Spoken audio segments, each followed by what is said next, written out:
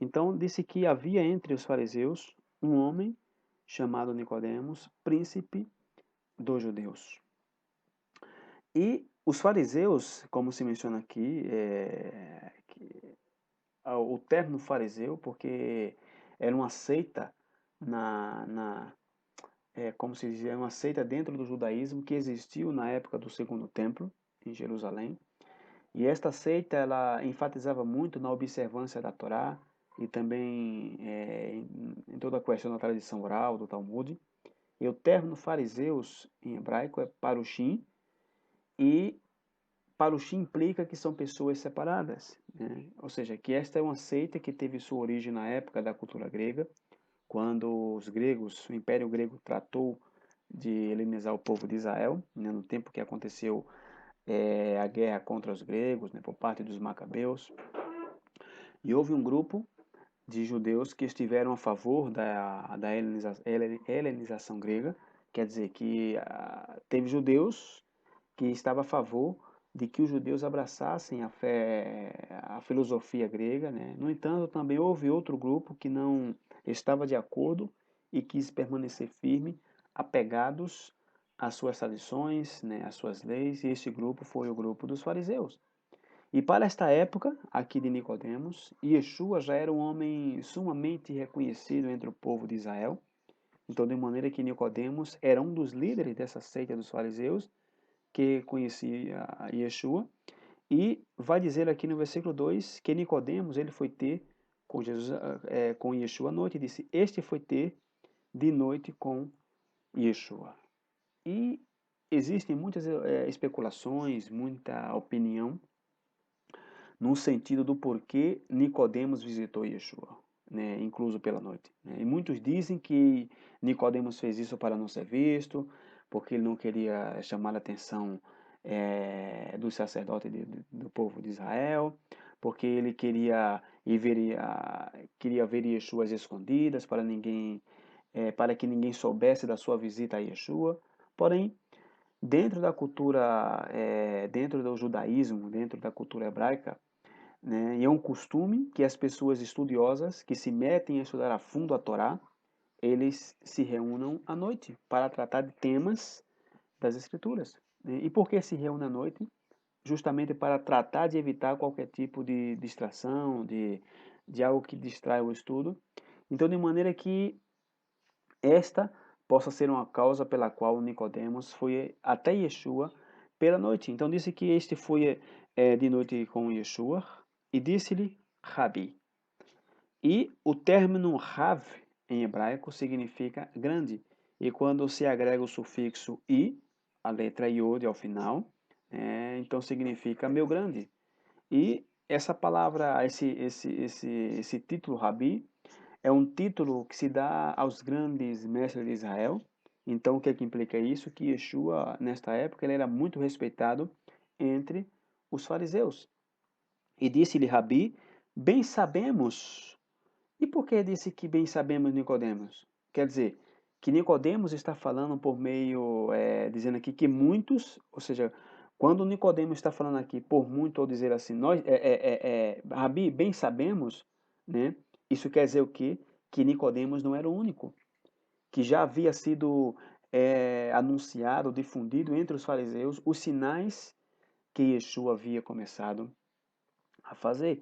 E disse-lhe, bem sabemos que és mestres vindo de Deus, porque ninguém pode fazer esses sinais que tu fazes se Deus não for com ele. E disse o versículo 3. E Yeshua respondeu e disse-lhe, na verdade eu te digo, que aquele que não nascer de novo não pode ver o reino de Deus. Então, Yeshua, quando menciona aqui que aquele que não nascer de novo, porque a pergunta que, ou seja, Yeshua vai diretamente ao ponto, Yeshua vai diretamente à ferida, vamos dizer assim, ao miolo do assunto. Por quê? Porque Yeshua ele entendeu, já que Yeshua ele conhece os pensamentos, já que ele conhece o coração do ser humano, então Yeshua ele foi diretamente ao que Nicodemos queria saber. E de imediato Yeshua lhe dar a resposta que, em essência, é o que precisa saber qualquer pessoa que tenha conhecido o Deus de Israel. E muito do que nós fazemos, né, aqui, e estudamos a Bíblia, ou seja, qual será a motivação principal de estarmos aqui praticamente 2, 3 vezes por semana fazendo estudo nós dois? Né? Ou seja, de estar nos esforçando em aprender sobre Deus. Porque nós, ao estarmos fazendo constantemente estudo da palavra de Deus, né, nós queremos fazer o quê? Nós queremos encontrar o reino de Deus, nós queremos encontrar a salvação. Então Nicodemos, ele queria saber disto. Então Yeshua vai seguir dizendo aqui que, na verdade, eu te digo que aquele que não nascer de novo não pode ver o reino de Deus. Verso 4. Disse-lhe Nicodemos: Como pode um homem nascer de novo, sendo velho? Pode, porventura, tornar a entrar no ventre de sua mãe e nascer? E Yeshua respondeu: na verdade te digo que aquele que não nascer da água e do Espírito não pode entrar no reino de Deus. Então Yeshua está dizendo aqui que aquele que não nascer da água e não nascer do Espírito não pode entrar no reino de Deus. Agora, a pergunta dos 144 mil é: o que é que significa nascer de novo? O que é nascer do Espírito, da água e do Espírito? Vamos ao profeta Ezequiel, vamos entender esse tema de nascer da água e do Espírito, porque quem vai explicar é os profetas, por isso que todo o pensamento do Novo Testamento está baseado, está fundamentado no Antigo Testamento. Ou seja, se a gente tiramos o Antigo Testamento de cena, nós não podemos entender os apóstolos, nós não podemos entender o Novo Testamento em sua plenitude, em sua essência. Então vamos a Ezequiel 36 para entender o que significa nascer da água e do Espírito. Vamos aqui a Ezequiel 36, versículo 25. E vamos ler aqui até o versículo 30, perdão, até o versículo 27.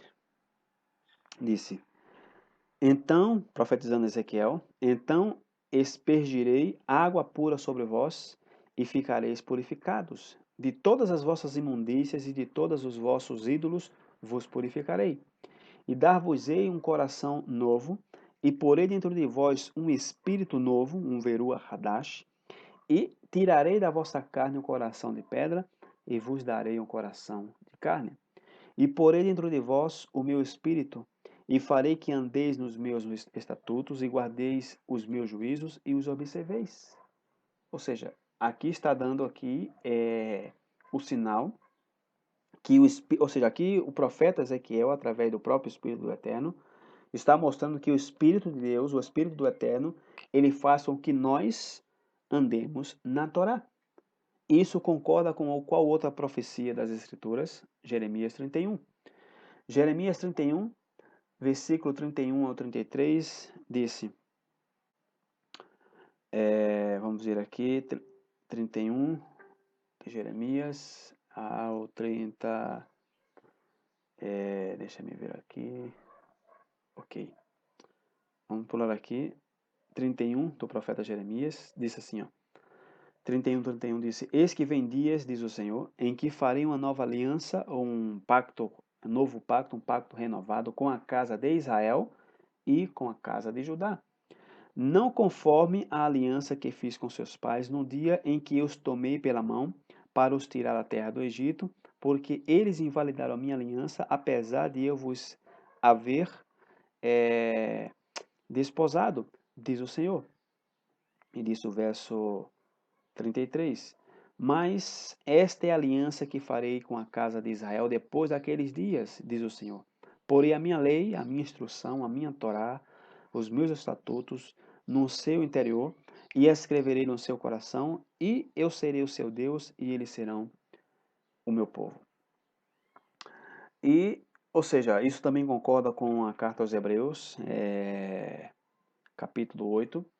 Então, veja que, novamente aqui nesses textos que acabamos de ler, o Espírito do Eterno é o que coloca os mandamentos de Deus, os mandamentos do Eterno, dentro do nosso coração.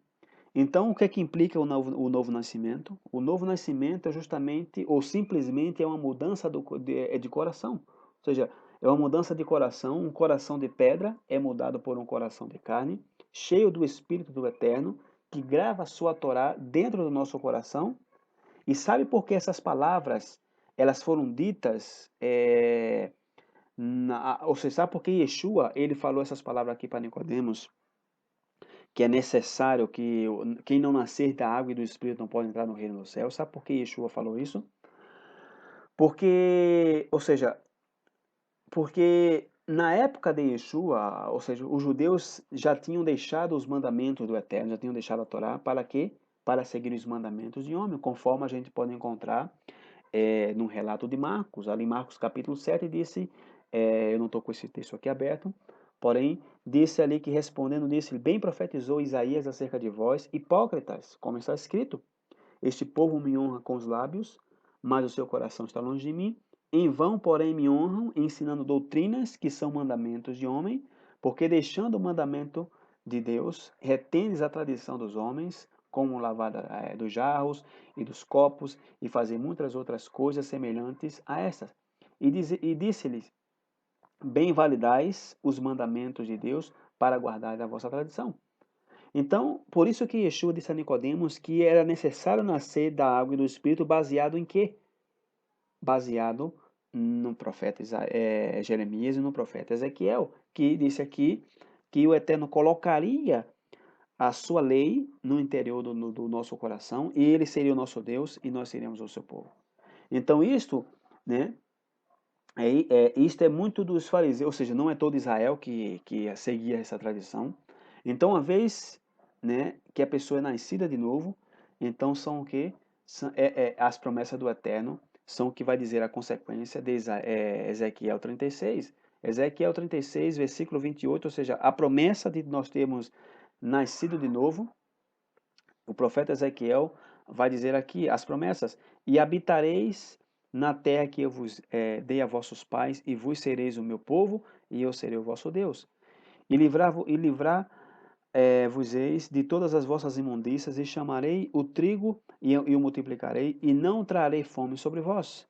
E multiplicarei o fruto das árvores e a novidade do campo, para que nunca mais recebais o opróbrio da fome dos gentios. E disse aqui o versículo 31. Disse, deixa eu só puxar aqui, ok. Disse, então vos lembrarei dos vossos maus caminhos e dos vossos feitos que não foram bons, e terei nojo em vós mesmo das vossas iniquidades e das vossas abominações. Então, de acordo com as Escrituras, de acordo com o que a gente acabou de ler em Ezequiel, de acordo com o que a gente acabou de ler em Jeremias 31, de acordo com as Escrituras em total, se a Torá do Eterno não está no coração de uma pessoa, e se a pessoa não coloca os mandamentos por obra, essa pessoa ela não nasceu de novo. Ou seja, e o que implica uma pessoa que não nasceu de novo, que ela não recebeu o Espírito do Eterno. E nem tampouco faz parte do chamado Novo Testamento. Então, voltando aqui a João, capítulo 3, versículo 6, o Messias vai dizer a Nicodemos: o que é nascido da carne é carne, e o que é nascido do Espírito é Espírito. Não te maravilhes de ter dito: necessário vos é nascer de novo. O vento sopra onde quer e ouves a sua voz, mas não sabes de onde vem, nem para onde vai. Assim é todo aquele que é nascido do Espírito. Então, Yeshua aqui ele está ensinando a Nicodemos que são necessários dois requisitos para poder entrar no reino dos céus. O primeiro é nascer da água e o segundo é nascer do Espírito. Então, nesse sentido, como já sabemos e já vimos que a água, né, é um símbolo da Torá, é um símbolo das Escrituras, e o profeta Isaías, ele se refere à Torá como uma chuva que cai do céu, que rega a terra, que é uma palavra que não volta vazia. Então, a água é um símbolo dos mandamentos, da Torá, da palavra de Deus. Então, para que uma pessoa ela nasça de novo, nesse contexto em que o Messias está se referindo aqui a Nicodemos, e a pessoa possa entrar no reino dos céus, a pessoa tem que nascer da palavra, como já vimos no versículo, nos versículos 3 ao 5 do livro de João. Então a pessoa tem que nascer da palavra de Deus, da Torá, o que em termos práticos significa que as nossas ações e nossos pensamentos devem estar baseados no que disse a Torá, no que disse o Antigo Testamento. E por isso que no livro de Apocalipse, disse que todo aquele que seus nomes não foram achados escritos no livro da vida, seriam lançados no lago de fogo. E como já temos visto em vários estudos, né, incluso no estudo de Gênesis recente que fizemos sobre as implicações do tetragrama, do nome, nós sabemos que o nome na mentalidade hebraica representa nossa missão, nossa característica, nossas virtudes, nossos atributos. E se nossos nomes não, ou seja, se nossos nomes estão escritos no livro da vida, então isso implica que tudo que nós somos está baseado no que diz a Escritura. Ou suponhamos que tudo o que dizemos ser, temos que estar baseado no que diz a Torá. E o Eterno é quem vai fazer possível que a sua palavra, quer dizer, que suas leis, que seus estatutos, que seus mandamentos fiquem gravadas no nosso coração, segundo já vimos no profeta Ezequiel e no profeta Jeremias anteriormente.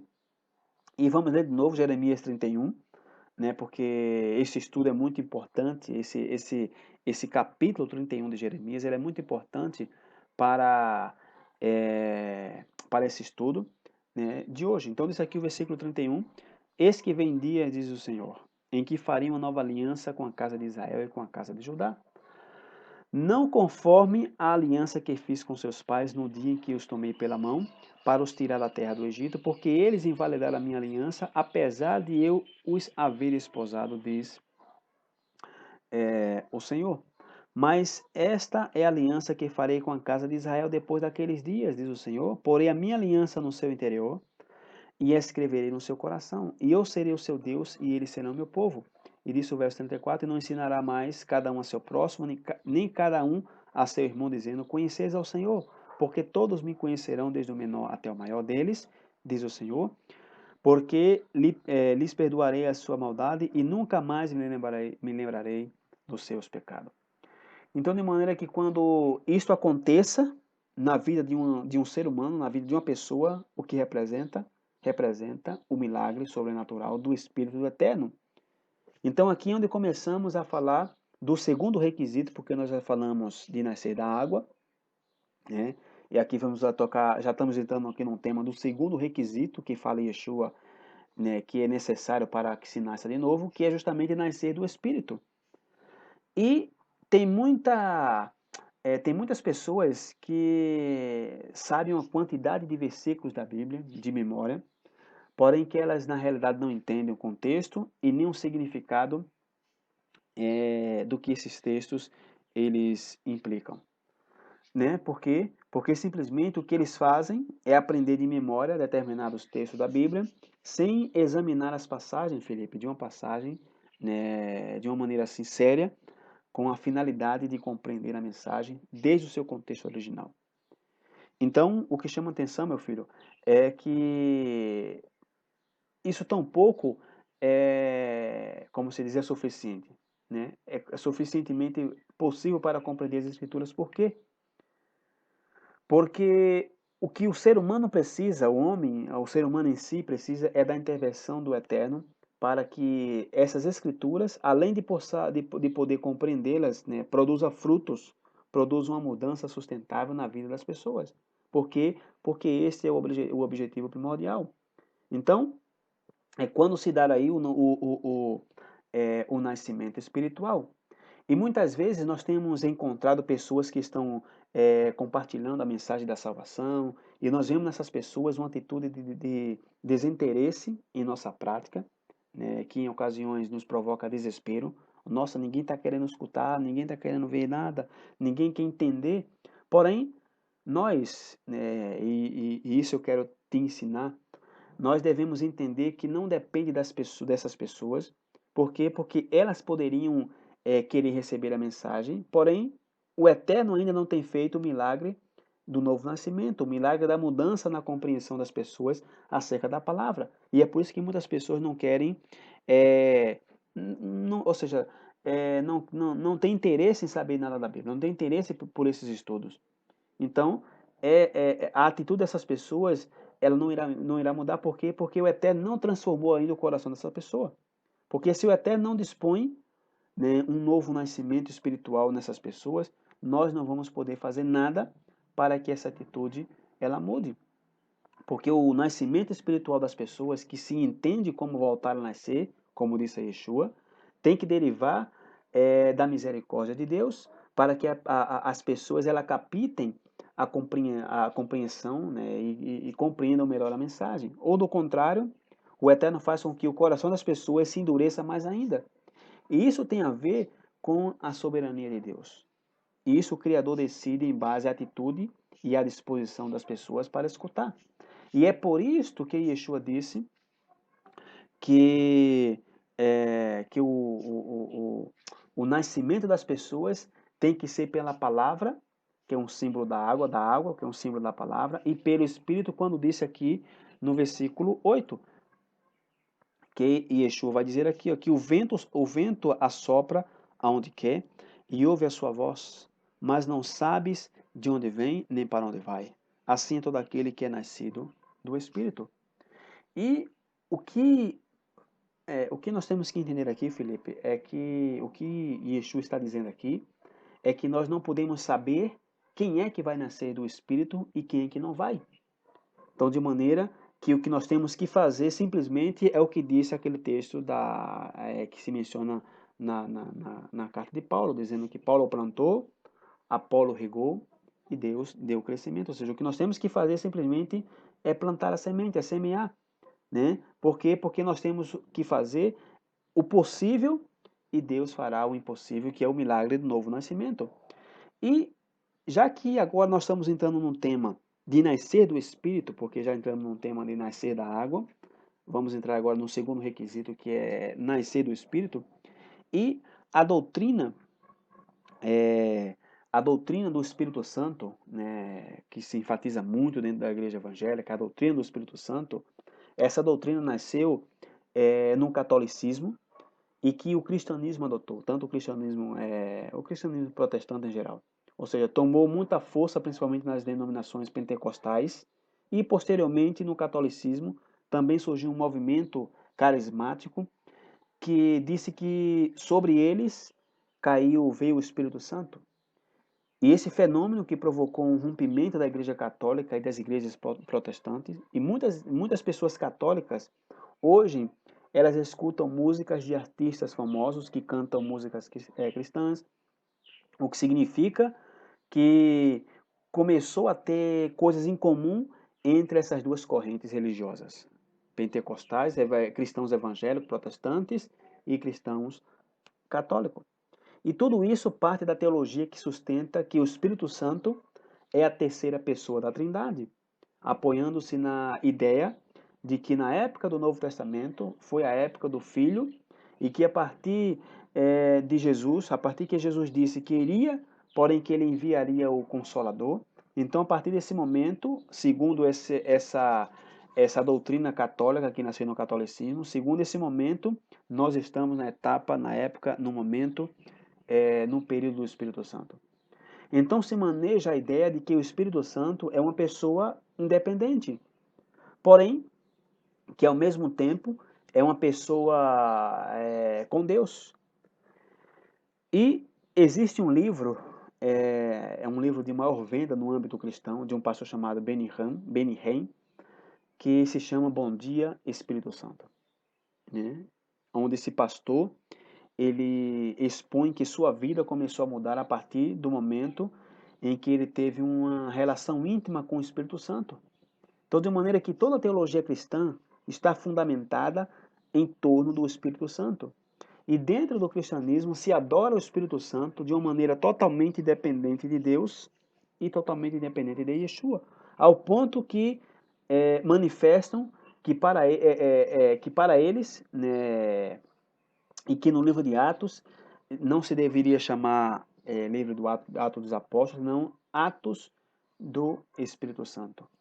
Então a transcendência dessa teologia tem chegado a determinados ciclos messiânicos, que hoje dizem que estão buscando as raízes hebraicas da fé, que têm adotado essa doutrina parecida com a doutrina da Trindade.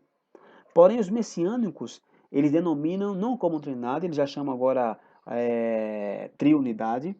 Porém, com relação ao tema do Pai e com relação ao tema do Filho, ou seja, nós não vamos entrar em mais detalhe, porque já abordamos esse estudo no capítulo 1 de João. Nós temos um estudo gravado já em Gênesis 1 e 26, e logo vamos estudar a carta aos Hebreus e vamos saber um pouco mais desse tema do Filho e do Pai. Então, esses estudos estão disponíveis em nosso canal do YouTube, né, de Gênesis e de João. Porém, aqui hoje, nessa ocasião, nós vamos aprofundar, né, um pouco mais acerca do tema do Espírito Santo. Porque os apóstolos que escreveram o Novo Testamento, né, eles somente tinham como base o quê? A lei de Moisés, ou seja, o Antigo Testamento, a lei de Moisés e todos os livros que compõem o Novo Testamento, os profetas, os escritos, os salmos. E quando os apóstolos eles tocavam o tema do Espírito Santo, nós temos que considerar o contexto histórico na qual se encontravam para entender o que é que eles falavam. Então, devemos saber se o tema do Espírito Santo era conhecido da mesma maneira há 2000 anos atrás, como é conhecido hoje na atualidade e na teologia cristã. E para saber isto, nós temos que usar a própria Bíblia. Vamos aqui ao livro de Atos, capítulo 19 do livro de Atos, versículo 1, diz o seguinte: E sucedeu que, enquanto Apolo estava em Corinto, Paulo, tendo passado por todas as igrejas superiores, chegou a Éfeso. E achando ali alguns discípulos, disse-lhe: Recebeste vós já o Espírito Santo quando creste? E eles disseram-lhe: Nós nem ainda ouvimos que haja Espírito Santo. Uau, esse versículo está impressionante, porque aqui está dizendo que esses crentes de Éfeso não sabiam nem que havia Espírito Santo. Então aqui estamos vendo que essas pessoas, né, nesses versículos aqui, nem sequer havia escutado falar do Espírito Santo. Porém sabemos que eles eram discípulos de Yeshua, né, que queriam conhecer o Deus de Abraão, de Isaac e de Jacó. E eles iam para onde? Eles iam estudar a fé de Abraão, de Isaac e de Jacó nas igrejas Maranata, na igreja Paz e Vida, na Assembleia de Deus. Não, eles iam aprender do Deus de Abraão, de Isaac e de Jacó nas sinagogas. Então essas pessoas eram seguidoras de Yeshua, de maneira que eles tinham conhecimento dos ensinamentos de Yeshua e da doutrina hebraica, da doutrina judia, porém não havia ouvido ainda falar acerca do Espírito Santo. Então, diz aqui o versículo 3. Paulo falando, perguntou-lhes, então, em que sois batizados, então? E eles disseram, no batismo de João. E o batismo é um ato, nós já temos um tema gravado aí no nosso canal do YouTube chamado Batismo e Apostasia, onde nós explicamos esses versículos aqui de Atos e todos os versículos da Bíblia no Novo Testamento relacionado com o batismo. O tema chama-se o batismo e a apostasia. Então, o batismo é um ato por meio do qual um gentio se convertia ao Deus de Israel. E no judaísmo se chama isso de Tevilá, que se realiza em um lugar especial, que se chama mikveh, onde faz os banhos de purificação, e isso se denominava um novo nascimento. E disse o versículo 4, mas Paulo diz, certamente João batizou com o batismo do arrependimento, dizendo ao povo que cresce no que após ele havia de vir, isto é, em Yeshua Messias. E os que ouviram foram batizados em nome do Senhor Yeshua. Então, no judaísmo, quando alguém se converte, é dito a essa pessoa, né, é dito que a pessoa ela se converte em nome do rabino que ele impôs as mãos. E neste caso, é por isso que Paulo está falando aqui que eles foram batizados em nome do Senhor, de Yeshua. Por quê? Porque dentro do judaísmo, quando um gentil se batiza, ele é dito que ele é batizado em nome do rabino que colocou a mão sobre sua cabeça. Então é por isso que Paulo aqui, nesse caso aqui, Paulo está dizendo aqui que eles foram batizados em nome de Yeshua. E impondo-lhes Paulo as mãos, veio sobre eles o Espírito Santo e falavam línguas e profetizavam. E estes eram, ao todo, uns 12 homens. Ou seja, um caso parecido aconteceu em Pentecostes, segundo descreve Atos 2, que se menciona que depois de um estrondo aí, um vento iminente aí, começaram a falar em línguas de diferentes idiomas.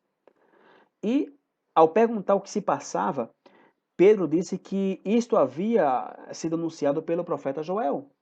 Então aqui vemos que os apóstolos sempre tinham que recorrer ao Antigo Testamento para poder entender os acontecimentos, porque eram parte das profecias anunciadas. Então vamos a Joel, já que Pedro disse que é, isto Joel tinha anunciado. Vamos a Joel capítulo 2, versículo 21 e 23, diz o seguinte.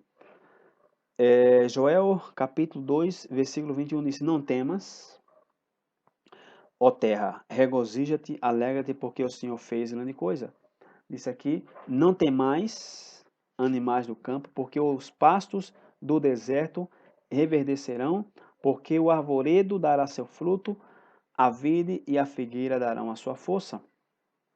E a vós, filhos de Sião, regozijai-vos e alegrai-vos no Senhor, vosso Deus, porque ele vos dará em justiça medida, a chuva temporã, fará descer a chuva no primeiro mês, a temporã e a serodia. Ou seja, que em Israel tem 2 períodos de chuva ao ano, a temporã e a serodia. Disse aqui o versículo 25. Disse, e restituí-vos-ei os anos que comeu o gafanhoto, a locusta e o pulgão e a largata, o meu grande exército que envio contra vós. Ou seja, essas pragas mencionadas são os impérios que conquistaram todo o território de Israel. Verso 26. E comereis abundantemente e vos fartarei, e louvareis o nome do Senhor vosso Deus, que procedeu para convosco maravilhosamente, e o meu povo nunca mais será envergonhado. Verso 27 disse: E vós sabereis que eu estou no meio de Israel, e que eu sou o Senhor vosso Deus, e que não há outro, e o meu povo nunca mais será envergonhado. E há de ser que depois derramarei o meu espírito sobre toda a carne, e vossos filhos e vossas filhas profetizarão, e os vossos filhos terão sonho, e os vossos jovens terão visões. E também sobre os servos e sobre as servas, naquele dia derramarei o meu espírito. E interessante que a palavra espírito em hebraico é a palavra ruach. E ruach em hebraico significa vento. Porque os hebreus, para descrever a presença de Deus, eles fazem referência a aspectos da natureza. E nesse caso aqui se faz referência ao vento como a presença de Deus, como a presença divina. Por quê? Porque o eterno não pode ser visto. E o tema do Espírito Santo, que em hebraico é traduzido como Ruach HaKodesh, e esse término Ruach HaKodesh, ele não aparece nenhuma só vez em todo o Antigo Testamento, esse termo. Porque são 3 palavras: Ruach, Ha, que é o artigo, Kodesh. E a palavra Ruach é vento em hebraico, e às vezes Ruach é uma palavra feminina, ou seja, a palavra Kodesh, às vezes é uma palavra feminina, né? E é por isso que não é Kadosh, é Ruach HaKodesh. Por quê? Porque Kodesh é uma expressão que não tem gênero, ou seja, Kodesh é uma expressão que não tem, é uma expressão neutra em hebraico. E pode se usar indistintamente, tanto para masculino quanto para feminino. E Ra é o artigo, então se traduziria assim, o espírito de santidade. Porém, a expressão Ruach HaKodesh, como eu falei, não aparece uma só vez em todo o Antigo Testamento. Somente aparecem as 2 palavras juntas, que é a palavra Ruach e Kodesh, né? 3 vezes em todo o Antigo Testamento, porém não aparece o artigo Ruach HaKodesh, aparece só a palavra Ruach e o termo Kodesh. E aparece justamente no Salmo 51 e em Isaías 63, né, 10 e 11. Porém, nessas ocasiões, tanto no Salmo 51 quanto em Isaías 63, a palavra Kodesh, ela aparece conjugada em referência a Deus. Então vamos ao Salmo 51, versículo 11. Salmo 51, versículo 11, disse: Não me lances fora da tua presença e não retires de mim o teu Espírito Santo. Alguém está vendo que aqui está o termo Ruach HaKodesh, Porém, vamos ver esse término, esse texto no hebraico, para ver se realmente está Ruach HaKodesh. Vamos aumentar aqui essa tela, para a gente poder ver melhor. Ok, aqui tá bom. Versículo 11 aqui, lá, aqui, não me lances fora de mim, eu estou aprendendo aqui. A palavra aqui, ó, é a palavra, versículo 51 dos Salmos, versículo 11, ok. Será que eu estou em Salmo 51? Salmo 51, ok. Aqui a palavra Ruach, Kadishah. Aqui não aparece Ruach HaKodesh, aqui aparece Veruach Kadishah. Ou seja, aqui não está usando um termo, como eu falei, Ruach HaKodesh. Aqui está Ruach Kadishah, ou seja, é uma referência na qual está falando, Davi está falando com seu pai, que é o Eterno, que está no céu, e Davi está pedindo ao Eterno que não retire dele o seu Espírito Santo. Isso está conjugado no verbo da segunda pessoa. Ou seja, Davi está dizendo ao Eterno, porém em referência ao Espírito de Deus, como uma pessoa ou uma entidade, ou seja, não está dizendo isso como a uma pessoa separada de Deus. Davi está dizendo isso como que falando ao próprio Eterno.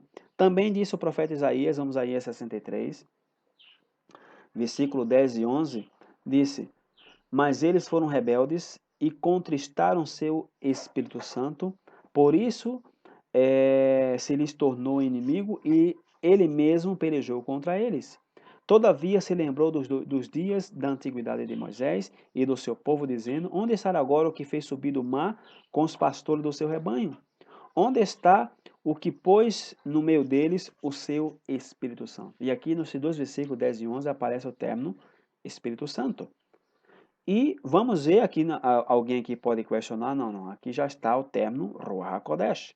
Porém, vamos ver se Isaías 63 e 10 e 11 no hebraico, para ver o que é que está se usando aqui. Vamos aqui ao versículo 10 de Isaías 63. Ok, 10, ok. Então aqui está a palavra a palavra Ruach Kadishah.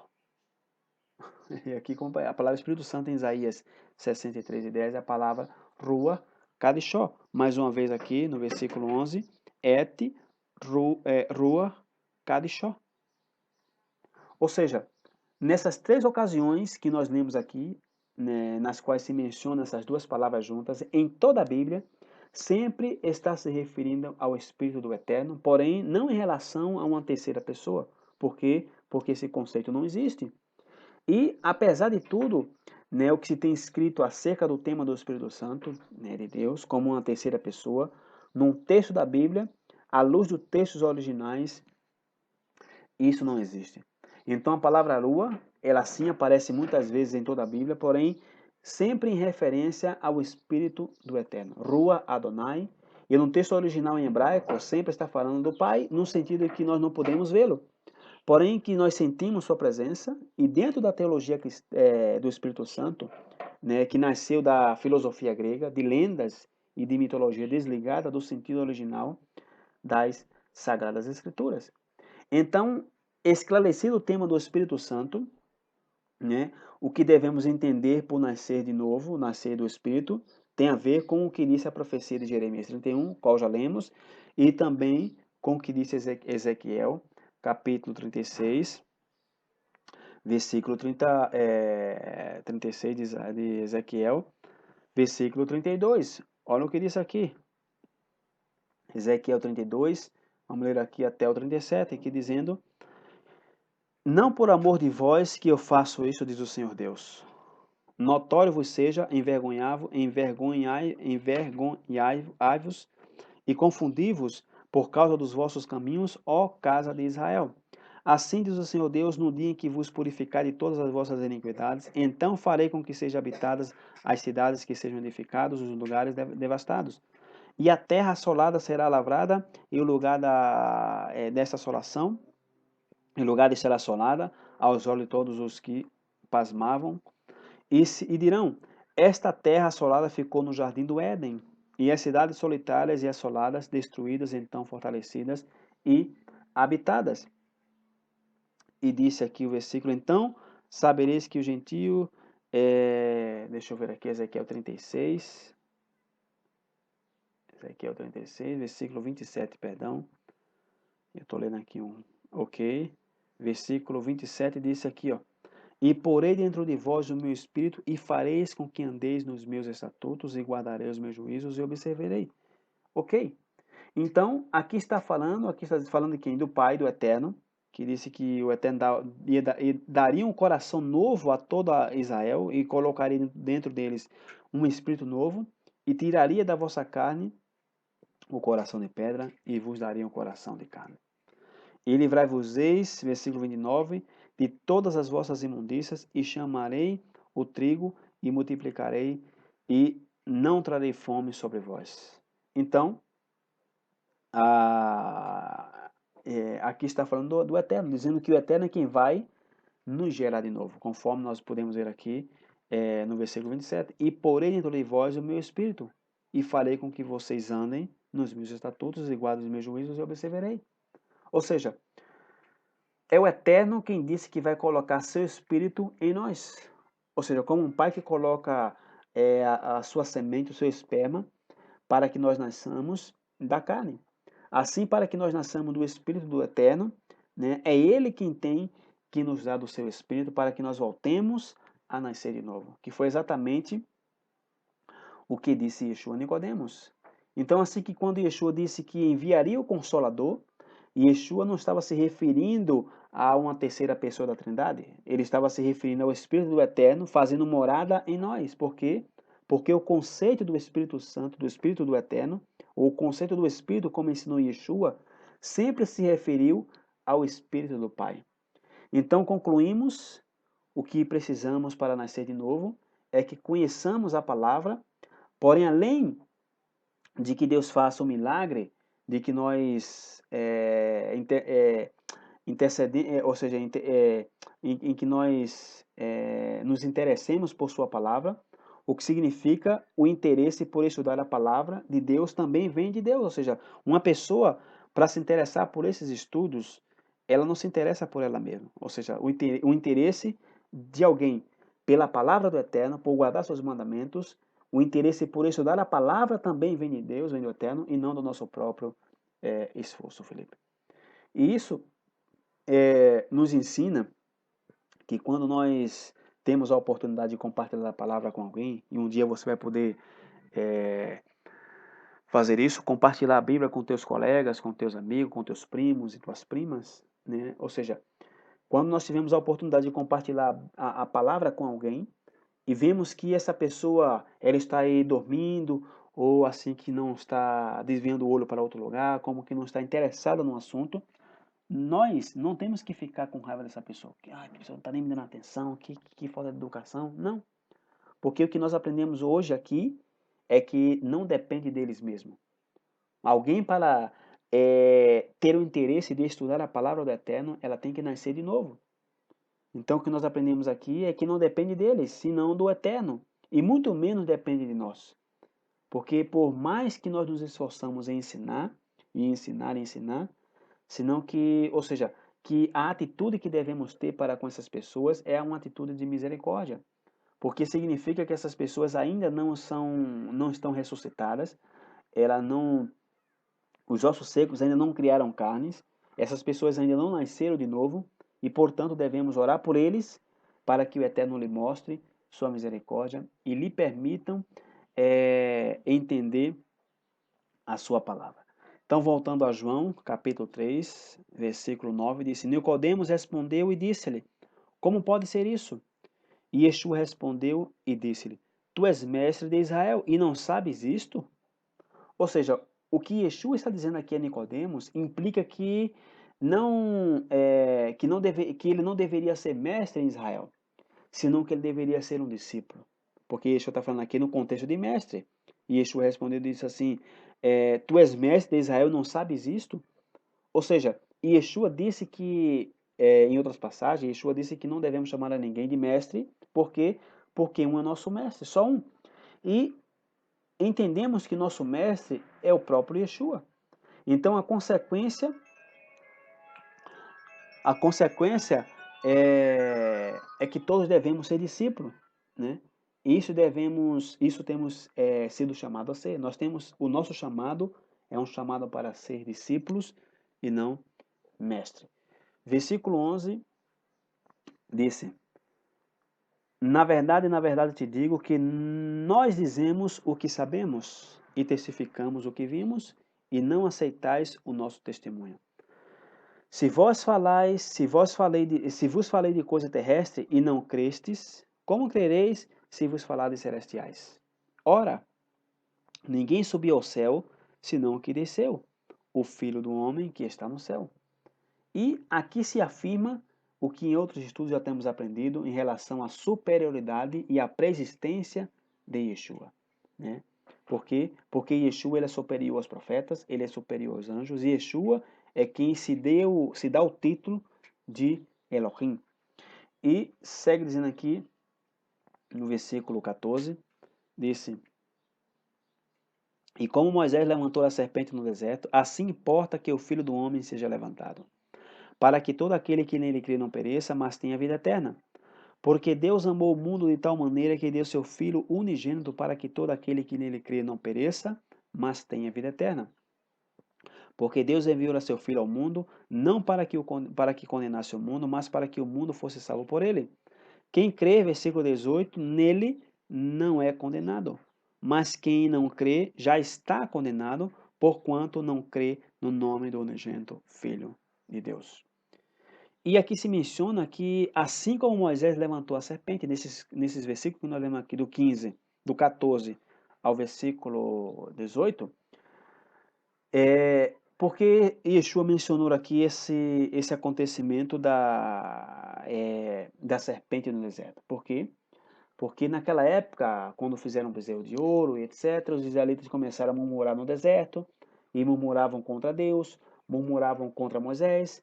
Então o Eterno enviou serpentes venenosas ao acampamento de Israel, e diz o texto da Torá que morreram muitos dos que haviam murmurado. Então os israelitas que sobreviveram pediram ajuda a Moisés para que Moisés intercedesse por eles e falassem com o Eterno. Então falaram com Moisés, falou com o Eterno, fizeram uma serpente de bronze. E à simples vista, isso parece uma contradição, porque por um lado Deus já havia proibido fazer imagens, porém depois o Eterno permite que eles fizessem uma imagem de um ser que é um ser considerado maldito, que é a serpente, falando da serpente antiga do Éden. Então Deus disse a Moisés que essa imagem dessa serpente de bronze fosse colocada em um poste, em uma haste, para que todos aqueles que vissem essa serpente, que olhassem para ela, fossem curados das mordidas da serpente venenosa que foram enviadas por causa da murmuração.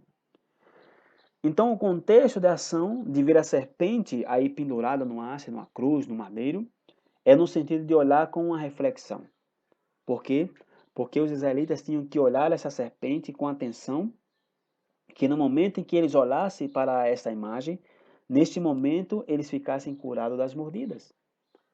E a questão é se colocar a pensar no que os israelitas meditaram nesse momento em que eles estavam vendo a serpente de bronze, depois de terem passado por todos os milagres que Deus fez e que eles presenciaram na terra do Egito e na sua saída. Ou seja, como os israelitas lembrariam do Jardim do Éden, a serpente, né, e o que implicou tudo que é maldição, né, porque a causa da serpente veio a maldição, e a palavra que resume tudo, né, o que significa a serpente, né, e pelo que eles estavam passando, esses israelitas, nesse momento, é justamente ver essa imagem, que era uma imagem de maldição. E a maldição é o quê? A maldição é uma consequência da transgressão da Torá, o que representou para os israelitas a serpente levantada. E contextualizando o momento em que Yeshua mencionou, como no versículo 14, aqui de João, que diz que como Moisés levantou a serpente no deserto, assim importa que o Filho do Homem seja levantado. Então isso implica que, de acordo ao que o próprio Yeshua disse, que quando o Filho do Homem for levantado, e sabemos que Yeshua está falando aqui da sua crucificação, então o que teria que passar né, o que teria que se pensar o povo de Israel nesse momento quando eles vissem levantado o Filho de Deus, e Yeshua levantado em um madeiro? A resposta é o mesmo que esses israelitas pensaram na época de Moisés, quando se levantou a serpente, a maldição. E a pessoa ela tinha que pensar o que é que estava sendo aí levantado era sinônimo de maldição. Isso confirma as palavras de Paulo em Gálatas capítulo 3, versículo 3, no sentido de que Paulo disse que Cristo foi feito maldição por nós, porque escrito está que maldito todo aquele que for pendurado no madeiro. Ou seja, que o Messias ele recebeu todas as maldições que estão numeradas no livro de Deuteronômio, no capítulo 28. Então, de maneira que o que os israelitas haviam de pensar quando eles viram Yeshua nesta cruz era justamente as maldições que Yeshua levou sobre si, conforme Isaías capítulo 53, levou os pecados da desobediência de todo Israel. E a pergunta que deveríamos fazer aqui é: por que Deus fez isto? Por que Deus permitiu isso? Por que Deus permitiu que seu filho morresse por mim, assumindo as maldições, por mim, por você, por tua mãe, que assumindo as maldições que nos correspondiam? A resposta está no versículo 16. Porquanto Deus amou o mundo de tal maneira que deu seu Filho unigênito para que todo aquele que nele crê não pereça, mas tenha a vida eterna. Então Deus fez isso, Filipe, por quê? Porque Ele te ama. Ele fez isso porque Ele me ama, né? E por quê? Porque Ele não quis me destruir, Deus não quis destruir você, porque o amor de Deus é como o amor de Yeshua. Ou seja, o amor de Yeshua é até o fim. E no versículo 18, aqui fala dizendo que quem não crê nele é condenado, mas quem não crê já está condenado, porquanto não crê no nome do unigênito Filho de Deus. Ou seja, aqui se menciona do crer nele, porém entendendo que crer no Messias significa você viver como ele viveu. Ou seja, como o apóstolo João mesmo na sua carta disse que aquele que diz crer nele deve andar como ele andou. Ou seja, então crer em Yeshua significa você viver como ele viveu. Crer em Yeshua é crer que não vale a pena viver distante da vontade do Eterno. Por quê? Porque nós terminaremos vivendo em maldição. Então, de maneira que quem não crê no Messias já está condenado. Crer no nome de Yeshua, como disse aqui, não crer no seu nome é não aceitar a salvação, né? É como a pessoa não aceitar o resgate enviado por Deus. E diz o versículo 19: e a condenação é esta, que a luz veio ao mundo e os homens amaram mais as trevas do que a luz, porque as suas obras eram más. E já vimos que luz é um símbolo a luz representa a vida mediante a Torá.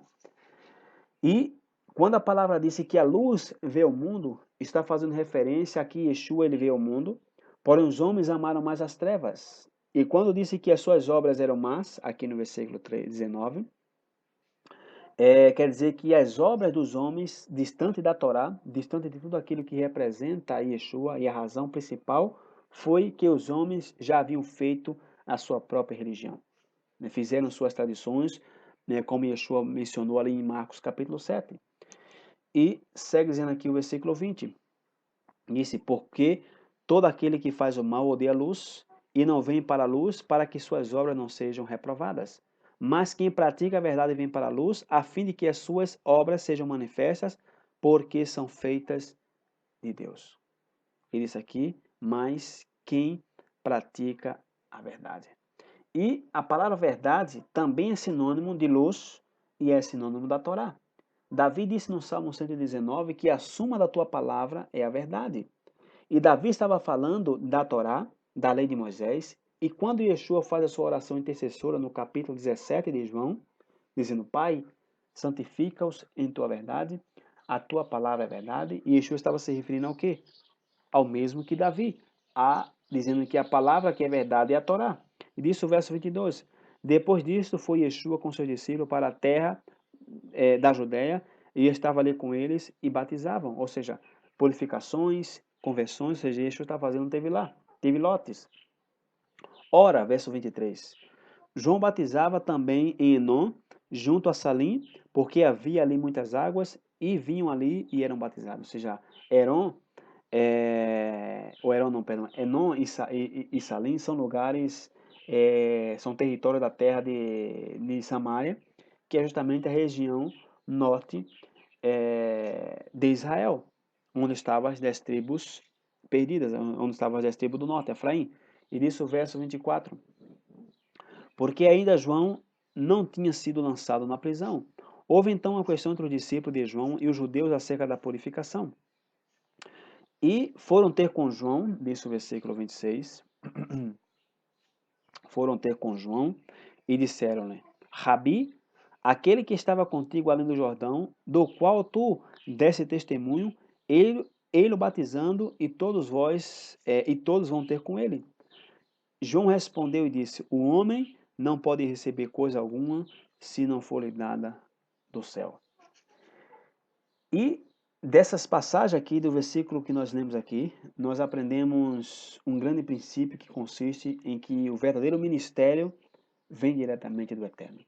Por quê? Porque João batizava, o João Batista, ele estava reconhecendo que o que ele estava fazendo vinha pela convicção de que isto vinha de cima e não dele mesmo. Então, disto mesmo nós aprendemos que nós não precisamos ficar bem com ninguém. Nós não precisamos estar fazendo,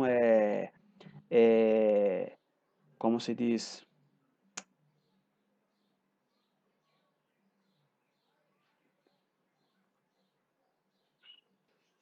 ou seja, nós não precisamos ficar bem com ninguém. Né? Nós não precisamos buscar agradar a ninguém. Nós precisamos buscar agradar a Deus. Né? Então, o chamado vem de cima. O homem não pode receber nada se do céu não for lhe dado. Versículo 28 disse, João 28 disse: vós mesmos sois testemunha de que disse: eu não sou o Cristo, o Messias, mas sou enviado diante dele. Aquele que tem a esposa e o esposo, mas o amigo do esposo que lhe assiste e ouve, alegra-se muito com a voz do esposo, assim, pois, já este meu gozo está cumprido. É necessário que ele cresça e eu diminua. Então é necessário que nós sejamos, como se diz, que nós sejamos menos e que o Messias ele seja mais. E essas palavras de João Batista são as que devem dirigir nosso caminhar diário, em nossas orações, em nossos pensamentos, em toda a nossa vida. Entender que é para que nosso propósito seja cumprido, nós temos que morrer em nós mesmos, em nossa carne, para que os ensinamentos de Yeshua nos façam nascer de novo. Versículo 31 disse: aquele que vem de cima é sobre todos, e aquele que vem da terra é da terra e fala da terra. Aquele que vem do céu é sobre todos. E sabemos que Yeshua, ele era primo de João Batista, como nós já vimos no capítulo 1. Nós daremos conta de que a declaração que João Batista está fazendo aqui implica uma grande diferença que existe entre Yeshua e qualquer ser humano. Porque aqui João está falando de maneira literal. Nós somos terreno, nós somos da terra, porém ele vem de cima. Ele é um ser do céu e é sobre todos nós. E disse o verso 32, e aquilo que ele viu e ouviu, isso testifica, e ninguém aceita o seu testemunho. Aquele que aceitou seu testemunho, esse confirmou que é Deus, que Deus é verdadeiro. Ou seja, que Yeshua recebeu e o que ele nos dá vem da parte de Deus, e aquele que não recebe o que Yeshua está dando não é de Deus. Diz o verso 34, porque aquele que Deus enviou fala as palavras de Deus, pois não lhe dá a Deus o Espírito por medida. O Pai ama o Filho e todas as coisas entregou nas suas mãos. Ou seja, que isso confirma o que nós estudamos no capítulo 1 e encerra o capítulo 3 de João, dizendo: aquele que crê no Filho tem a vida eterna, mas aquele que não crê no Filho não verá a vida, mas a ira de Deus sobre ele permanece. Vamos orar. Pai, eu te agradeço por esse estudo. Te peço que essas palavras fiquem gravadas no profundo da nossa mente e do nosso coração e que tu nos ajude a olhar com misericórdia aquele que, ao escutar, Pai, essas palavras, essas coisas rejeitam a mensagem ou simplesmente são indiferentes a isso, Pai. E te peço, Senhor, que nós tenhamos misericórdia e que possamos entender que não depende do que quer nem do que corre, senão que depende unicamente de Ti, porque Tu és o único autor e consumador da fé. Tu és o Pai, Tu é o Pai eterno, o único que faz nascer e o que faz morrer. És Tu quem decide, Pai, quem nasce do Teu Espírito e quem não nasce. Nós não somos nada para te questionar, porque Tu és justo, Teus juízos são verdadeiros e justos, né? Nada do que Tu faz é injusto, Pai. E somente te pedimos por misericórdia, te pedimos que vivamos eternamente agradecidos a Ti, aqueles que